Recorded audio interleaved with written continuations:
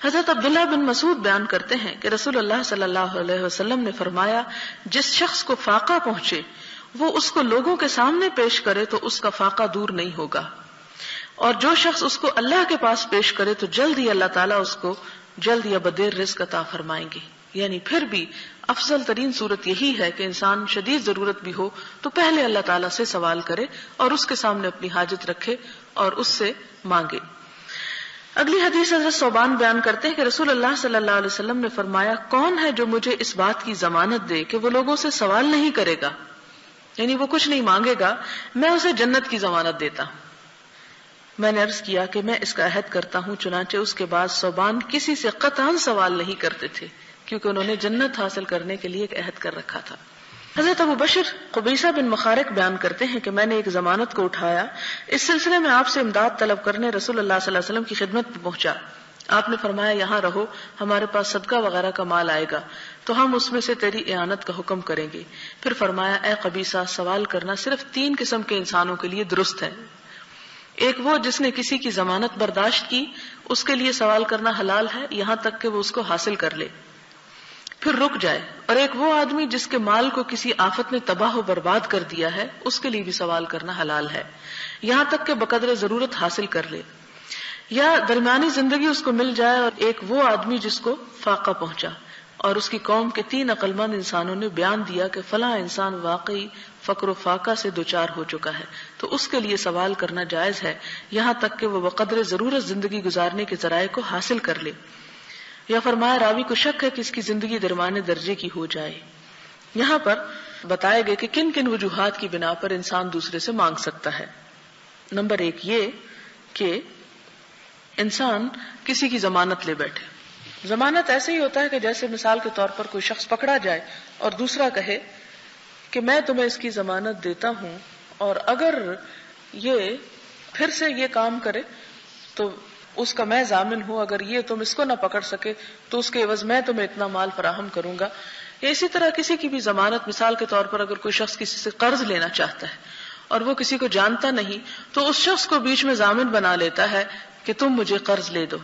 اب یہ ہے کہ جو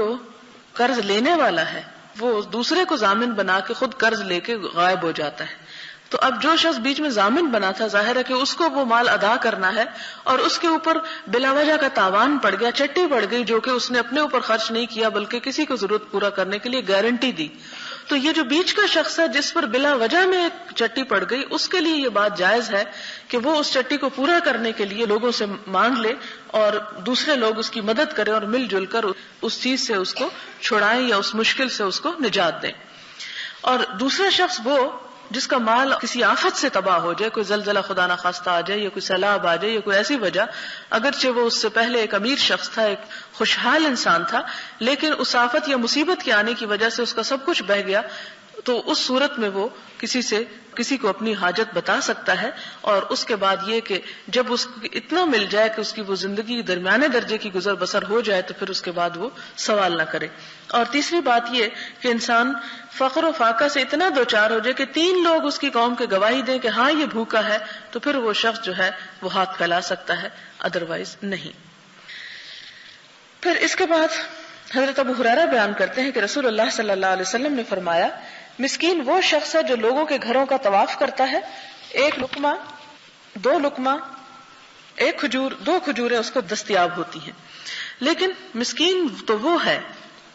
جو اتنا مال نہیں پاتا جو اس پر سوال کرنے سے مستغنی کر دے،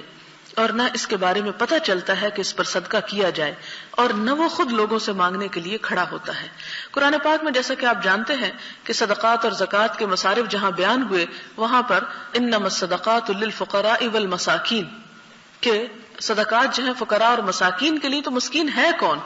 مسکین کے بارے میں فرمایا کہ لوگ عام طور پر مسکین اس کو سمجھتے ہیں کہ جو ہر شخص کے آگے ہاتھ پھیلاتا ہے، بھیک مانگتا ہے، کوئی اسے کھجور اس کے ہاتھ پہ رکھتا ہے، کوئی 2 کھجوریں رکھ دیتا ہے۔ فرمایا مسکین یہ نہیں ہوتا کہ تم اپنا صدقہ خیرات لے جا کے ان کو دے دو، بلکہ فرمایا مسکین تو وہ ہے جس کے پاس اتنا مال نہیں کہ جو اسے سوال کرنے سے بچا لے، یعنی اس کی ضروریات پوری کر دے،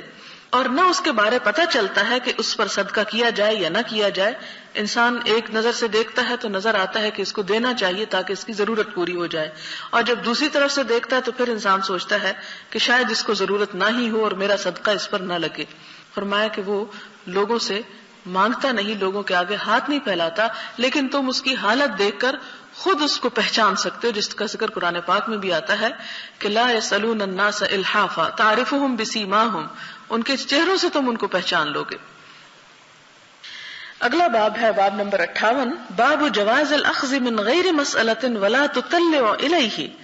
بلا سوال بلا لالچ جو مال مل جائے اس کو لینے کی اجازت کا بیان. حضرت سالم بن عبداللہ اپنے باپ حضرت عبداللہ بن عمر سے روایت کرتے ہیں, اور وہ حضرت عمر سے روایت کرتے ہیں کہ رسول اللہ صلی اللہ علیہ وسلم مجھے عطیہ دیتے ہیں.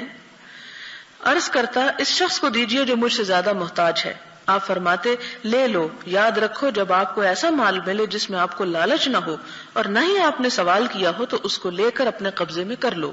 آپ کو اختیار ہے, اس کو کھا لو, اور اگر پسند کرو تو پھر صدقہ بھی کر دو, اور جو مال اس طرح میسر نہ آئے اس کے پیچھے اپنے آپ کو نہ لگاؤ. حضرت سالم بیان کرتے ہیں کہ عبداللہ بن عمر کسی سے کچھ سوال نہیں کرتے تھے, اور جو مال اس کو دیا جاتا وہ اس کو واپس نہیں کرتے تھے.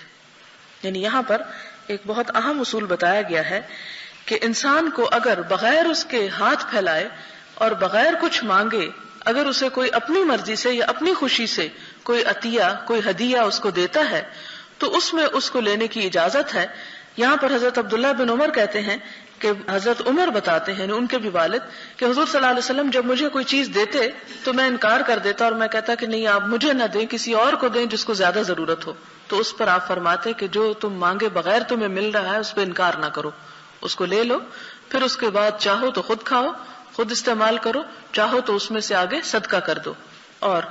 پھر یہ کہتے ہیں کہ حضرت سالم جو ان کے پوتے ہیں وہ کہتے ہیں کہ حضرت عبداللہ جو ہیں وہ کبھی کسی سے کچھ نہیں مانگتے تھے,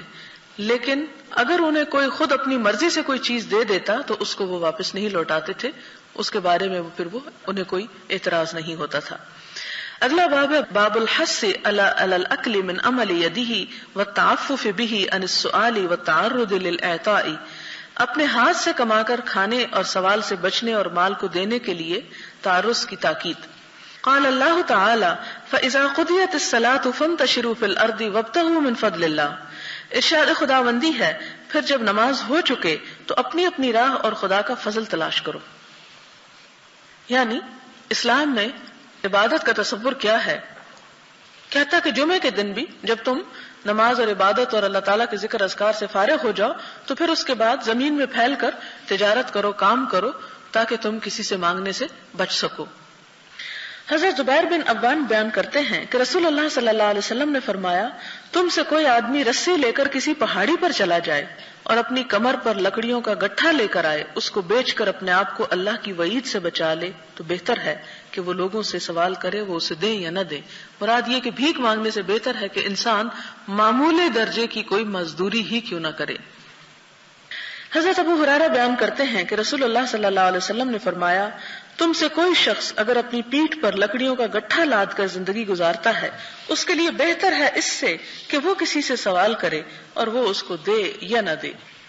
حضرت ابو ہریرہ نبی صلی اللہ علیہ وسلم سے روایت کرتے ہیں کہ آپ نے فرمایا کہ حضرت داؤد علیہ السلام اپنے ہاتھ کی کمائی سے کھایا کرتے تھے, حالانکہ وہ بادشاہ تھے, اللہ کے نبی تھے, لیکن پھر بھی وہ کام کرتے تھے. حضرت ابو ہریرہ بیان کرتے ہیں کہ رسول اللہ صلی اللہ علیہ وسلم نے فرمایا کہ حضرت زکریا علیہ السلام بڑھئی تھے, ایک کارپینٹر تھے. حضرت مقداد بن مادی کرب بیان کرتے ہیں کہ نبی صلی اللہ علیہ وسلم نے فرمایا کسی آدمی نے اپنے ہاتھ کی کمائی سے بہتر کچھ نہیں کھایا, اور حضرت داؤد علیہ السلام اپنے ہاتھ کی کمائی سے کھایا کرتے تھے. یعنی اسلام انسان کو محنت کرنے اور کام کرنے پر انکریج کرتا ہے, نہ کہ فارغ بیٹھ کر ہاتھ پھیلانے کی طرف اسے مائل کرتا ہے. اگلا باب نمبر 60 ہے باب الکرم والجود والانفاق فی وجوہ الخیر ثقۃ باللہ تعالی, اللہ پر بھروسہ کرتے ہوئے سخاوت اور نیک کاموں میں مال خرچ کرنے کی فضیلت کا بیان. ارشاد خداوندی ہے وما انفقتم من شیء فهو یخلفہ, کہ جو چیز تم خرچ کرو گے وہ اس کا تمہیں ضرور بدلہ دے گا، وہ اس کے پیچھے اور لے آئے گا. یعنی جب تم آگے دو گے تو اللہ تعالیٰ پیچھے اور تمہیں پہنچا دے گا. مراد یہ کہ خرچ کرنے سے مال کم نہیں ہوگا. نیز فرمایا وَمَا تُنْفِقُوا مِنْ خَيْرٍ فَلِأَنفُسِكُمْ، جو بھی تم مال خرچ کرو گے تمہارے اپنے لیے بھلا ہے. وَمَا تُنْفِقُونَ إِلَّا ابْتِغَاءَ وَجْهِ اللَّهِ وَمَا تُنْفِقُوا مِنْ خَيْرٍ يُوَفَّ إِلَيْكُمْ وَأَنْتُمْ لَا تُظْلَمُونَ. تم جو مال خرچ کرو گے تو اس کا فائدہ تم ہی کو ہے، اور تم جو کچھ خرچ کرو گے خدا کی خوشنودی کے لیے کرو گے وہ تمہیں پورا پورا دے دیا جائے گا اور تمہارا کچھ نقصان نہ کیا جائے گا. نیز فرمایا اور تم جو مال خرچ کرو گے کچھ شک نہیں کہ خدا اس کو جانتا ہے، یعنی اللہ تعالیٰ کے علم میں ہے اور وہ اس کا حساب رکھتا ہے اور تمہیں اس کا پورا پورا بدلہ عطا کرے گا. یعنی یہ مت سوچو کہ وہ تمہارے ہاتھ سے گیا اور ضائع ہو گیا، نہیں، بلکہ وہ اللہ کے ہاں محفوظ ہو گیا.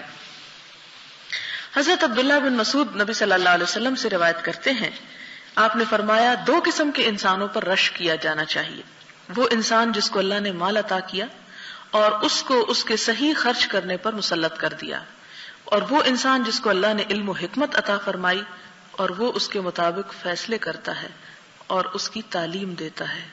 بخاری اور مسلم کی روایت. یعنی یہ 2 لوگ رشک کے قابل ہیں کہ جس کے پاس زیادہ مال ہو اور پھر وہ اپنے دائیں بائیں آگے پیچھے دن رات خرچ کرتا رہے، اور دوسرا جس کے پاس علم ہو اور پھر وہ اسے دن رات آگے پیچھے سکھاتا رہے. حضرت عبداللہ بن مسعود سے روایت ہے کہ رسول اللہ صلی اللہ علیہ وسلم نے فرمایا تم میں کون ایسا شخص ہے کہ اس کے وارث کا مال اس کو اپنے مال سے زیادہ پیارا ہو. صحابہ نے عرض کیا یا رسول اللہ صلی اللہ علیہ وسلم، ہم میں ہر انسان اپنے مال کو زیادہ پیارا سمجھتا ہے. آپ نے فرمایا ہر انسان کا اپنا مال تو وہ ہے جو اس نے آگے بھیج دیا، یعنی اللہ تعالیٰ کے بینک میں جمع کرا دیا، یعنی صدقہ خیرات کر دیا، کھا پی لیا، پہن لیا. اور جو مال پیچھے چھوڑا وہ تو اس کے وارث کا مال ہے، لہٰذا تم وہ زیادہ جمع کرتے ہو اور وہ جو تمہیں اپنے لیے فائدہ دے گا اس کی طرف توجہ کم کرتے ہو. حضرت عدی بن حاتم بیان کرتے ہیں کہ رسول اللہ صلی اللہ علیہ وسلم نے فرمایا دوزخ سے بچو اگرچہ کھجور کے نصف کے ساتھ، یعنی اگر تمہارے پاس کوئی بہت ڈھیر مال صدقہ کرنے کو نہیں تو نہ صحیح، اگر آدھی کھجور ہے اور تمہیں ہمت ہے کہ وہ آدھی دے سکو تو آدھی دینے سے بھی گریز نہ کرو، لیکن صدقہ ضرور کرو. مراد یہ کہ صدقہ ہر انسان کو کرنا چاہیے، خواہ وہ امیر ہو یا غریب ہو، اس کے پاس زیادہ ہو یا کم ہو. یہی وجہ ہے کہ صدقۃ الفطر جو ہے روزے کے بعد جو عید آتی ہے اس کے بعد ہر ایک کو دینا جو ہے وہ لازم ہوتا ہے، سوائے اس شخص کے کہ جس کے پاس اپنے کھانے کے لیے بھی بالکل کچھ نہ ہو.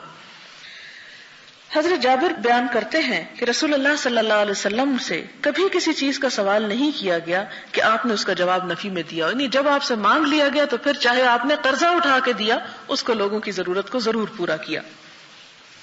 حضرت ابو ہریرہ بیان کرتے ہیں کہ رسول اللہ صلی اللہ علیہ وسلم نے فرمایا ہر صبح جب لوگ بیدار ہوتے ہیں تو فرشتے نازل ہوتے ہیں. ایک کہتا ہے اے اللہ خرچ کرنے والے کو اس کا بدل عطا فرما، اور دوسرا کہتا ہے اے اللہ بخیل کے مال کو برباد کر. یعنی فرشتے دعائیں کرنے لگتے ہیں ان کے حق میں جو مال خرچ کرتے ہیں اور ان کے خلاف جو اسے سمیٹ کے رکھتے ہیں اور اس کی بربادی کی دعائیں کرتے ہیں. حضرت ابو ہریرہ بیان کرتے ہیں کہ رسول اللہ صلی اللہ علیہ وسلم نے فرمایا اے آدم کے بیٹے خرچ کر، تجھ پر خرچ کیا جائے گا، یعنی جب تم دوسروں کو دو گے تو اللہ تعالیٰ تمہیں بھی دے گا. حضرت عبداللہ ابن عمرو بن العاص بیان کرتے ہیں کہ ایک آدمی نے رسول اللہ صلی اللہ علیہ وسلم سے پوچھا کون سا اسلام افضل ہے؟ آپ نے فرمایا کھانا کھلانا اور پہچان والے اور غیر پہچان والے سب کو سلام کہنا. یعنی یہ 2 کام اللہ تعالیٰ کو بہت پسند ہے. اور قرآن پاک میں بھی آپ دیکھیں کہ بار بار آتا ہے کہ ان لوگوں کے لیے ہلاکت ہے جو دوسروں کو مسکین کو کھانا کھلانے کی ترغیب نہیں دیتے، اور ان لوگوں کے لیے جنت کی بشارت کہ یطعمون الطعام علی حبہ مسکینا ویتیما واسیرا، کہ اللہ کی محبت میں یتیم، مسکین اور قیدیوں کو کھلاتے ہیں. تو یہ کھانا کھلانے کی خاص طور پر قرآن پاک میں بھی بہت تلقین کی گئی، اور یہاں پر بھی یہ ہے کہ انسان کو کھانا کھلانا اور پھر یہ کہ جس کی پہچان ہو اور جس کی پہچان نہ ہو ہر ایک کو سلام کرنا، کیونکہ سلام میں پہل کرنا انسان کے تکبر کو ختم کرتا ہے اور اللہ کے ہاں اس کا درجہ بلند کرتا ہے. پھر اسی طرح حضرت عبداللہ بن عمرو بن العاص بیان کرتے ہیں کہ رسول اللہ صلی اللہ علیہ وسلم نے فرمایا 40 خصلتیں ہیں، ان میں سب سے بلند خصلت دودھ دینے والے جانور کا ہدیہ دینا ہے، یعنی ایسی چیز تحفے میں دینا کہ جس سے کوئی زیادہ سے زیادہ فائدہ اٹھا سکے۔ اب ظاہر ہے کہ اگر ایک بھینس ہے یا گائے ہے جو دودھ دیتی ہے، وہ اگر کسی کو تحفے میں دی جائے تو ظاہر ہے کہ وہ اس سے ایک تو اس کو گائے بھینس ملی، اور دوسرا یہ کہ اس کے دودھ سے وہ فائدہ اٹھا سکتا ہے، بنسبت اس کے کہ انسان کوئی ایسی چیز دے کہ جس سے دوسرا فائدہ ہی نہ اٹھا سکے۔ اور جو انسان ان خصلتوں میں سے کسی ایک خصلت پر عمل کرے گا، ثواب کی امید رکھے گا اور اس پر ثواب کے وعدے کو صحیح سمجھے گا، تو اس کی وجہ سے اللہ تعالیٰ اس کو جنت میں داخل کریں گے۔ یعنی نیکی کے 40 کام ہیں جن میں سے افضل ترین کام تو یہ بتایا گیا اور فرمایا کہ یہ کام انسان جب کرنے لگتا ہے تو انسان کے دل میں بخل آ جاتا ہے، تو کس لیے کرے کہ شک نہ کرے کہ پتہ نہیں اس کا ثواب مجھے ہوگا کہ نہیں، پورے یقین کے ساتھ کرے کہ نہیں میں کروں گا تو اللہ تعالیٰ ضرور اس پہ مجھے اجر دے گا، اور اللہ تعالیٰ اپنے بندے کے ساتھ اس کے گمان کے مطابق معاملہ کرتا ہے۔ اگر بندے کے اندر یہ یقین ہوتا ہے کہ اللہ تعالیٰ جزا دے گا تو بھلا اللہ تعالیٰ اسے محروم کیسے کر سکتے ہیں۔ حضرت ابو امامہ بیان کرتے ہیں کہ رسول اللہ صلی اللہ علیہ وسلم نے فرمایا، اے آدم کے بیٹے، اگر تو ضرورت سے زائد مال خرچ کرے تو تیرے لیے بہتر ہے، اور اگر تو اس کو روک رکھے تو تیرے لیے برا ہے، اور بقدر ضرورت روکنے پر تو ملامت کے قابل نہیں ہے، اور مال خرچ کرنے کی ابتدا اپنے اہل و عیال سے کرو، اوپر کا ہاتھ نیچے والے ہاتھ سے بہتر ہے۔ اب یہ حضرت امامہ کی روایت ہے، کہتے ہیں کہ آپ نے فرمایا، اے آدم کے بیٹے، اگر تو ضرورت سے زائد مال خرچ کرے، مطلب یہ قرآن پاک میں بھی جیسے آتا ہے نا کہ یسألونک ماذا ينفقون، یہ آپ سے پوچھتے ہیں کہ کیا خرچ کریں،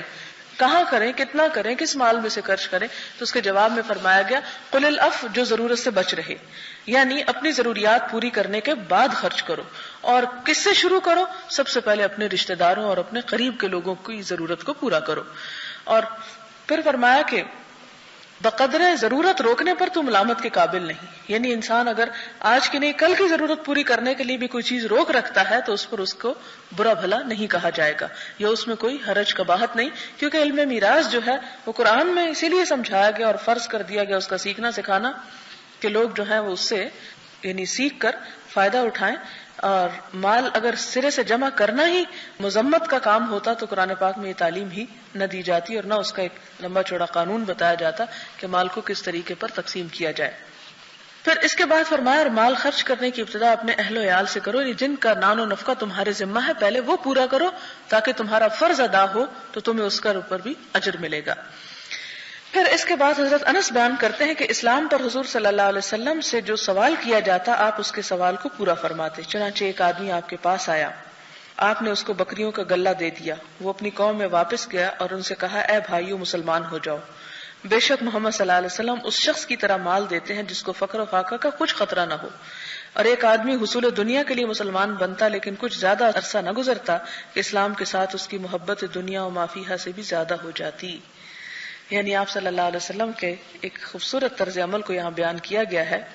کہ اسلام پر آپ سے جو سوال کیا جاتا آپ اس کے سوال کو ضرور پورا کرتے، مطلب یہ کہ اس جگہ پر تو لازمن دیتے جہاں آپ کو یہ خیال ہوتا کہ اسے دیا جائے تو یہ شخص اسلام کے قریب ہو جائے گا۔ یعنی اسلام پر سے مراد یہ کہ اسلام کی خاطر، کہ اسلام کے فائدے کی خاطر۔ اور آپ صلی اللہ علیہ وسلم کے پاس ایک آدمی آیا تو آپ نے اس کو بکریوں کا غلہ دیا، تو مسلمان ہو گیا آپ کی اس فیاضی اور اس سخاوت کو دیکھ کر۔ تو اس پر وہ اپنی قوم میں گیا اور کہنے لگا کہ حضور صلی اللہ علیہ وسلم ایک ایسی شخصیت ہے جو اس طرح مال دے دیتے ہیں کہ انہیں یہ بھی خوف نہیں رہتا کہ وہ خود فقیر ہو جائیں گے، یعنی جو کچھ ہوتا ہے وہ دے ڈالتے ہیں، لہٰذا تم بھی مسلمان ہو جاؤ۔ اور پھر اس کے بعد آتا ہے کہ کچھ لوگ ایسے ہوتے تھے جو اسلام صرف مال کے حاصل کرنے کے لیے اس قبول کرتے، لیکن کچھ دنوں کے بعد جب اسلام کا اور ایمان کا لطف اٹھاتے، مزہ پاتے اور اسلام کی تعلیمات سے ان کا سینہ منور ہوتا تو انہیں اسلام دنیا و ما فیہا کی ہر چیز سے زیادہ پیارا ہو جاتا، یعنی پھر مال کی محبت پیچھے رہ جاتی اور اللہ اور اس کے رسول صلی اللہ علیہ وسلم کی محبت آگے آ جاتی۔ لہٰذا ایسے لوگوں سے مال کو روکنا نہیں چاہیے۔ اور جس طرح مؤلفۃ القلوب کا ذکر قرآن پاک میں آتا ہے کہ وہ لوگ جن سے توقع ہو کہ اگر ان کے ساتھ ہمدردی کی جائے گی اور وہ اسلام کی طرف بڑھ آئیں گے تو ان کا ہاتھ تھام لینا چاہیے، اور ایسی جگہ پر خرچ کرنا اسلام کو قوت بخشنے کے مترادف ہے اور اس پر اجر بھی بہت زیادہ ہے۔ پھر اسی طرح حضرت عمر بیان کرتے ہیں کہ رسول اللہ صلی اللہ علیہ وسلم نے مال تقسیم فرمایا، میں نے عرض کیا یا رسول اللہ صلی اللہ علیہ وسلم، ان کے غیر ان سے زیادہ کے حقدار تھے۔ آپ نے فرمایا انہوں نے مجھے اختیار دیا، وہ مجھ سے کافی مقدار میں طلب کریں گے اور مجھے ان کو مال دینا پڑے گا، یا وہ مجھے بخیل کہیں گے اور میں تو بخیل نہیں اس لیے ان کو دے دیا۔ یعنی کچھ لوگوں کو آپ نے دیا تو صحابہ کرام میں سے کچھ نے مشورہ دیا کہ آپ ان کو نہ دیتے دوسروں کو دیتے تو وہ زیادہ ضرورت مند تھے. آپ نے اس پر فرمایا کہ جن کو نہیں دیا وہ پھر بھی اسلام سے محبت رکھتے ہیں, ان کے دلوں میں ایمان ہے, لیکن جن کو دیا اگر ان کو میں نہ دیتا تو اس سے کیا ہوتا کہ یہ لوگ اسلام سے اور دور ہو جاتے اور یہ کہتے کہ حضور صلی اللہ علیہ وسلم بہت بخیل ہے. حالانکہ میں بخیل نہیں, لیکن یہ جو کہ ایک نبی کی اور ایک اللہ کے رسول کی قدر و قیمت نہیں پہچانتے, لہٰذا اگر ان کو دنیا کا فائدہ نہ ہوتا تو ان کی زبانیں شر پہ کھل جاتی جو پھر اسلام کے لیے نقصان دہ ہوتا. حضرت جبیر بن مطعم بیان کرتے ہیں کہ وہ غزوہ حنین سے واپسی پر نبی صلی اللہ علیہ وسلم کے ساتھ تھے کہ چند جنگلی آپ سے چمٹ گئے, آپ سے کچھ مانگ رہے تھے, یعنی بدو آپ کے یعنی سوال کرنے لگے, یہاں تک کہ انہوں نے آپ کو ایک درخت کی طرف سہارا لینے کے لیے مجبور کر دیا, یعنی اتنا آپ کو گھیرا سوال کرنے میں کہ آپ کو ایک طرف لے گئے. چنانچہ آپ کی چادر بھی انہوں نے چھین لی, یعنی ہر چیز لیتے جا رہے تھے, یہاں تک کہ کپڑے بھی لینے لگے. اس پر نبی صلی اللہ علیہ وسلم ٹھہر گئے اور فرمانے لگے میری چادر تو مجھے واپس کر دو. یاد رکھو اگر میرے پاس ان خاردار درختوں کے بقدر اونٹ ہوتے تو میں ان کو تم میں تقسیم کر دیتا, نہ میں بخل کرتا, نہ کوئی غلط بات کہتا اور نہ بزدلی اختیار کرتا, لیکن یہ ہے کہ جو ہے وہی دے سکتا ہوں. تو مراد یہ ہے کہ آپ صلی اللہ علیہ وسلم کسی کو دینے میں کبھی پس و پیش نہیں کیا کرتے تھے. حضرت ابو ہریرہ بیان کرتے ہیں کہ رسول اللہ صلی اللہ علیہ وسلم نے فرمایا صدقہ خیرات کرنے سے مال کم نہیں ہوتا اور بندے کو معاف کرنے میں اس کی عزت میں اللہ کے ہاں اضافہ ہوتا ہے, اور جو شخص اللہ کی رضا جوئی کے لیے تواضع اختیار کرتا ہے اللہ اس کو بلندی عطا کرتا ہے. یعنی 3 چیزیں اس میں بتائی گئی کہ صدقہ کرنے سے مال کم نہیں ہوتا, اس لیے کہ انسان جب اللہ کے رستے میں دیتا تو اللہ تعالیٰ کا ارشاد ہے فَهُوَ يُخْلِفُهُ, وہ جتنا کھانا خالی ہوتا ہے پیچھے سے اور لا دیتا ہے, ضروری نہیں کہ سامنے سے ملے, فرمایا يُخْلِفُهُ, خلف کہتے ہیں پیچھے سے, یعنی کسی اور طریقے سے اللہ تعالیٰ تمہاری مدد کر دیتا ہے. لہذا تم یہ مت سوچو کہ وہ آگے کا حصہ خالی ہو گیا نکالنے سے تو اب کیا ہوگا. دوسری بات یہاں پر یہ بتائی گئی کہ بندے کو معاف کرنے میں اس کی عزت میں اللہ کے ہاں اضافہ ہوتا ہے. یعنی اگر کوئی کسی شخص کو ستائے یا تنگ کرے تو اس کے جواب میں اسے معاف کر دے, درگزر کا رویہ اختیار کرے تو اللہ تعالیٰ اس شخص کی عزت کو بڑھا دیتے ہیں. اور جو شخص اللہ کی رضا کے لیے عاجزی اختیار کرتا ہے یعنی دوسرے کے سامنے جھک جاتا ہے اللہ تعالیٰ اس کو عزت عطا کرتے ہیں, بلندی عطا کرتے ہیں. اور عموماً ہم اس لیے بھی یہ نہیں کرتے کہ ہم کہتے ہیں کہ لوگ ہمیں کمزور سمجھ لیں گے, لیکن اللہ کا وعدہ یہ ہے کہ اگر انسان اچھے اخلاق کا مظاہرہ کرتا ہے تو اللہ تعالیٰ خود بخود اس کے مددگار ہوتے ہیں. اگلی حدیث حضرت ابو کبشہ سے ہے, کہتے ہیں انہوں نے رسول اللہ صلی اللہ علیہ وسلم سے سنا کہ 3 چیزیں ایسی ہیں کہ میں ان کے بارے میں قسم اٹھا کر تمہیں بتاتا ہوں اور تم اچھی طرح ان کے بارے میں اپنے ذہنوں میں ان کو محفوظ کر لو. یعنی 3 باتوں پر میں قسم کھاتا ہوں, انہیں یاد کر لو. نمبر 1 کہ صدقہ خیرات کرنے سے کسی آدمی کا مال کم نہیں ہوتا, یعنی قسم کھا کے آپ نے فرمایا. اب آپ دیکھیں کہ آپ کی کوئی بات تو ویسے بھی بہت سچی تھی اور اس میں جب آپ قسم کھا دیں تو پھر تو کوئی شک رہتا ہی نہیں. ضرورت اس بات کی کہ ہم اپنے دل کو وسیع کریں. دوسری بات یہ کہ جس انسان پر ظلم ہوا اور اس نے صبر کیا تو اللہ تعالیٰ اس کی عزت کو اور بڑھاتا ہے. یعنی وقتی طور پر تو انسان سمجھتا ہے کہ اس کی بے عزتی ہو گئی, لیکن دراصل اللہ تعالیٰ اس کے صبر کا صلہ اس کو دنیا میں بھی دیتے ہیں. اور جس انسان نے لوگوں سے مانگنے کا دروازہ کھولا تو اللہ تعالیٰ اس پہ فقیری کا دروازہ کھول دیتے, یعنی محتاجی اس پہ مسلط کر دیتا ہے. راوی کو شک ہے یا آپ نے اس طرح ایک اور حکم فرمایا اور میں تمہیں ایک بات بتاتا ہوں تم اس کو محفوظ کر لو. فرمایا دنیا 4 انسانوں کے لیے ہے. ایک وہ انسان جس کو اللہ نے مال اور علم دیا, یعنی کون لوگ دنیا سے صحیح معنوں میں فائدہ اٹھاتے ہیں, ایک جن کے پاس مال اور علم ہو اور وہ اس میں اپنے رب سے ڈرتا ہے, یعنی یہ نہیں کہ مال پا کے خدا کو ہی بھول جائے, اور صلہ رحمی کرتا ہے, یعنی رشتہ داروں کو حقوق دیتا ہے, اور اس میں اللہ کے حق کو جانتا پہچانتا ہے, یعنی زکوٰۃ صدقات خاص اللہ کا جو حق ہے اس کو بھی دیتا ہے. یہ شخص سب سے اعلیٰ مرتبے میں ہے, یعنی جس کے پاس مال بھی ہو, علم بھی ہو, خدا کا حق وہ دیتا ہو, بندوں کا حق دیتا ہو, ایسا شخص بلند ترین درجہ رکھتا ہے. دوسرا وہ انسان جس کو اللہ نے علم تو عطا فرمایا لیکن مال نہیں دیا, پس وہ انسان اپنے ارادے میں سچا ہے جب وہ کہتا ہے اگر میرے پاس مال ہوتا تو میں بھی فلاں انسان کی طرح عمل کرتا, پس اس کو اس کی نیت کا ثواب ملے گا. یعنی جس کے پاس علم تو ہے لیکن مال نہیں, لیکن وہ پکا نیت اور ارادہ رکھتا ہے کہ اگر ہو تو وہ دے گا, اللہ تعالیٰ اس کی نیت قبول کر کے اس کو اجر دے دیتے ہیں. ان دونوں کا ثواب یکساں ہے, یعنی یہ نمبر 2 اور نمبر 1 کا اجر جو ہے وہ برابر ہے. تیسرا وہ انسان جس کو اللہ پاک نے مال دیا اور علم نہیں دیا, وہ اپنے مال میں علم و بصیرت نہیں رکھتا کہ کہاں خرچ کرے اور کہاں نہ کرے, دیوانہ بنا ہوا ہے. یعنی بے سمجھی سے جدھر خواہشات لگاتی ہیں ادھر خرچ کر ڈالتا ہے. اپنے پروردگار کا ڈر اور خوف اس میں موجود نہیں, اور نہ ہی وہ صلہ رحمی کرتا ہے, یعنی رشتہ داروں کو بھی کچھ نہیں دیتا, اور نہ ہی مال میں اللہ کے حق کو جانتا ہے. بس یہ انسان بدترین مرتبے میں ہے. اور چوتھا وہ انسان جس کو اللہ پاک نے نہ مال دیا نہ علم دیا. وہ کہتا ہے اگر میرے پاس مال ہوتا تو میں فلاں انسان کی طرح عمل کرتا, یعنی غلط کاموں کو دیکھ کے کہتا کہ میں بھی ایسا اور ایسا کرتا, بس اس کی نیت پر اس کو گناہ ہوتا ہے. یعنی ہے بھی نہیں مال, صرف یہ نیت رکھتا اگر مل جائے تو فلاں فلاں غلط کام میں خرچ کرتا, تو اس پر نہ ہوتے کے باوجود اس کی بد نیتی کا پھر اس کو عذاب ملتا ہے, یعنی اس کو گناہ اس کو سمیٹ رہا ہے, اور یہ دونوں گناہ ہمیں برابر ہوں گے. تو یہاں پر آپ دیکھتے ہیں کہ جب انسان کے پاس مال نہ ہو اور علم ہو, صحیح رہنمائی ہو, ہدایت ہو, اللہ کی توفیق ہو, صحیح کاموں کے لیے نیت انسان کے اندر ہو, تو بھی انسان محروم نہیں رہتا. اور جو صحیح علم سے محروم رہ گیا, صحیح اللہ تعالیٰ کی طرف سے رہنمائی سے محروم رہ گیا, وہ دنیا کی بڑی خیر سے محروم رہ گیا, اور آخرت کی خیر سے تو محروم ہی ہے, کیونکہ آخرت میں تو اعمال کا دار و مدار ہے ہی نیتوں پر.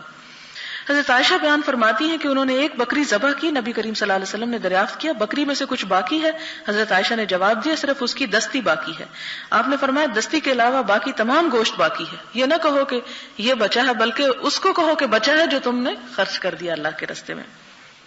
حدیث کا مطلب یہ ہے کہ انہوں نے دستی کے علاوہ تمام گوشت خیرات کر دیا. آپ نے فرمایا کہ ہمارے لیے آخرت میں دستی کے علاوہ باقی گوشت کا ثواب اللہ کے ہاں ثابت ہو گیا. حضرت اسماء بنت ابو بکر فرماتی ہیں کہ رسول اللہ صلی اللہ علیہ وسلم نے مجھ سے فرمایا کہ مال کو روک کر نہ رکھو, اللہ بھی تم سے روک لے گا. اور ایک روایت میں خرچ کرو یا عطیہ دو یا مال کو پھینکو. پھینکو سے مراد یہ ہے کہ اسے خرچ کرو, اور مال کو گن گن کر ذخیرہ بنا بنا کے نہ رکھو کہ اللہ بھی تم سے مال کو روک لے گا, اور نہ مال کو محفوظ کرو کہ اللہ بھی تم سے مال محفوظ کرے گا. یہ بخاری کی روایت ہے. مراد اس سے یہ ہے, یہ نہیں کہ مال جمع نہیں کرنا چاہیے, مراد یہ ہے کہ انسان جہاں ضرورت دیکھے اور وہاں نہ دے اور صرف اپنا بکس بھرتا رہے, تو یہ اللہ کے ہاں ناپسندیدہ چیز ہے. یعنی اپنے حقوق ادا کرنے کے بعد اگر مال بچ جاتا ہے اور اس کو جمع کیا جاتا ہے تو اس پر ممانعت نہیں ہے. حضرت ابو ہریرہ بیان فرماتے ہیں کہ انہوں نے رسول اللہ صلی اللہ علیہ وسلم سے سنا, فرماتے تھے بخیل اور خرچ کرنے والی کی مثال ایسے دو آدمیوں کی طرح ہے جن پر ان کے سینے سے لے کر ان کی ہنسلیوں تک لوہے کی 2 زرہ ہیں. بس ہنسلی یہ اوپر کی ہڈی کو کہتے ہیں. بس وہ انسان جو خرچ کرنے والا ہے, جب وہ خرچ کرتا ہے تو اس کی زرہ کھل جاتی ہے یا بڑھتی ہوئی اس کی کھال پر آ جاتی ہے, یہاں تک کہ اس کی انگلیوں کے پوڑوں کو چھپا لیتی ہے اور گھسٹتی ہوئی اس کے نقش قدم کو مٹا دیتی ہے. اور بخیل انسان جب خرچ کرنے کا ارادہ کرتا ہے تو زرہ کا ہر کنڈا اپنی جگہ میں مضبوطی کے ساتھ چمٹ جاتا ہے, اور وہ اس کو کشادہ کرنا چاہتا ہے لیکن وہ کشادہ نہیں ہوتی. مراد یہ کہ جو خرچ کرتا ہے اس کو اللہ تعالیٰ اور وسعت دیتا ہے تاکہ ہر چیز پہ وہ چھا جاتی ہے. حضرت ابو ہریرہ بیان کرتے ہیں کہ نبی صلی اللہ علیہ وسلم نے فرمایا جو شخص ایک کھجور کے برابر حلال کمائی سے صدقہ کرتا ہے, اور اللہ تعالیٰ تو حلال مال سے صدقہ کرنے کو قبول فرماتا ہے, تو اللہ تعالیٰ اس کے صدقے کو اپنے دائیں ہاتھ میں لیتا ہے, پھر اس کے ثواب کو بڑھاتا رہتا ہے, جیسا کہ تم میں سے کوئی آدمی اپنے بچڑے کی پرورش کرتا ہے یہاں تک کہ وہ کھجور پہاڑ کے برابر ہو جاتی ہے. بخاری اور مسلم کی روایت ہے کہ یہ نہیں کہ اللہ تعالیٰ کے یہاں تم مال جتنا خرچ کرتے ہو ویسے ہی پڑا رہتا ہے, بلکہ وہاں وہ انویسٹمنٹ ہوتی ہے اور وہ بڑھوتری ہوتی ہے مال کے اندر کہ ایک کھجور ایک پہاڑ کے برابر جا پہنچتی ہے اجر اور ثواب کے اعتبار سے. اور دنیا میں اگر ایک کھجور رکھیں تو ایک ہی رہتی ہے, جب آپ چاہیں نکالیں, 1 سال بعد نکالیں تو وہ ایک ہی ہوگی. حضرت ابو ہریرہ نبی صلی اللہ علیہ وسلم سے روایت کرتے ہیں, آپ نے فرمایا ایک دفعہ کا ذکر ہے کہ ایک آدمی جنگل میں چل رہا تھا, اس نے بادل سے ایک آواز کو سنا کہ فلاں انسان کے باغیچے پہ بارش برساؤ. چنانچہ وہ بادل علیحدہ ہوا اور ایک پتھریلی زمین میں بارش برسی, تو نالوں میں سے ایک نالے میں وہ پانی جمع ہوا اور پانی نالے میں چلنے لگا. وہ انسان پانی کے پیچھے چل دیا تو کیا دیکھتا کہ وہاں ایک آدمی اپنے باغ میں کھڑا اپنے بیلچے کے ساتھ پانی کو کھیتوں میں تبدیل کر رہا تھا. اس نے اس سے پوچھا اے اللہ کے بندے تیرا نام کیا ہے؟ اس نے کہا میرا فلاں نام ہے, وہی نام جو اس نے بادل سے سنا تھا. اس نے دریافت کیا اے اللہ کے بندے تو مجھ سے میرا نام کیوں پوچھتا ہے؟ اس نے جواب دیا اس لیے کہ میں نے اس بادل سے تیرے نام کی آواز کو سنا. جس بادل کا پانی تیرے کھیت میں پہنچا آواز یہ تھی کہ فلاں کے باغ کو سیراب کرو. تیرا نام لے کر کہا بتاؤ تم کون سا عمل کرتے ہو؟ اس نے بتایا کہ باغ میں سے جو آمدنی ہوتی ہے میں اس کا حساب رکھتا ہوں, اس کی 1/3 کا صدقہ خیرات کرتا ہوں, 1/3 میرے اور میرے اہل و عیال کے کھانے کے لیے ہوتا ہے, اور 1/3 پھر اسی باغ پہ لگا دیتا ہوں. لہٰذا اللہ تعالیٰ کی طرف سے اس نیکی پر اسے خاص قسم کا اجر اور فائدہ دنیا میں ہی عطا کیا گیا. یعنی یہ دراصل یہ بتانا مقصود ہے کہ مال دینے سے کم نہیں ہوتا، بلکہ اللہ تعالیٰ اور ذریعوں سے اس تک پہنچا دیتا ہے. اور یہ بھی ہے کہ انسان جو مال روک روک کر رکھے وہ کسی اور طرح اللہ تعالیٰ اس کو ضائع کر دے. تو ملتا انسان کو وہی ہے. انسان اسی مال سے فائدہ اٹھا سکتا ہے جو اس کی قسمت میں ہو، باقی تو وہ اس کے ارد گرد صرف اس کی خوشی کے لیے ہوتا ہے، اور اسے ہو سکتا ہے کہ وہ ہو بھی اور اس سے وہ فائدہ نہ اٹھا سکے. وآخر دعوانا الحمدللہ رب العالمین. سبحان اللہ والحمد للہ ولا الہ الا اللہ واللہ اکبر ولا حول ولا قوة الا باللہ العلی العظیم. اللہم صل علی سیدنا ومولانا محمد وبارک وسلم. لا الہ الا اللہ انت الحلیم الکریم. سبحان اللہ رب العرش العظیم والحمد للہ رب العالمین. رب نسألک موجبات رحمتک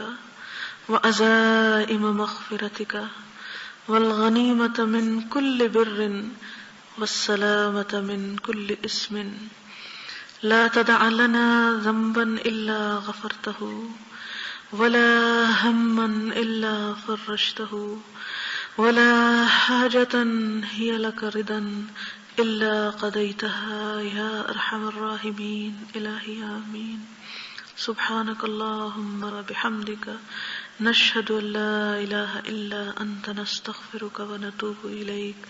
ربنا تقبل منا انك انت السميع الدعاء وتب علينا انك انت التواب الرحيم. وصلى الله تعالى على خير خلقه محمد وعلى آله وأصحابه وأهل بيته أجمعين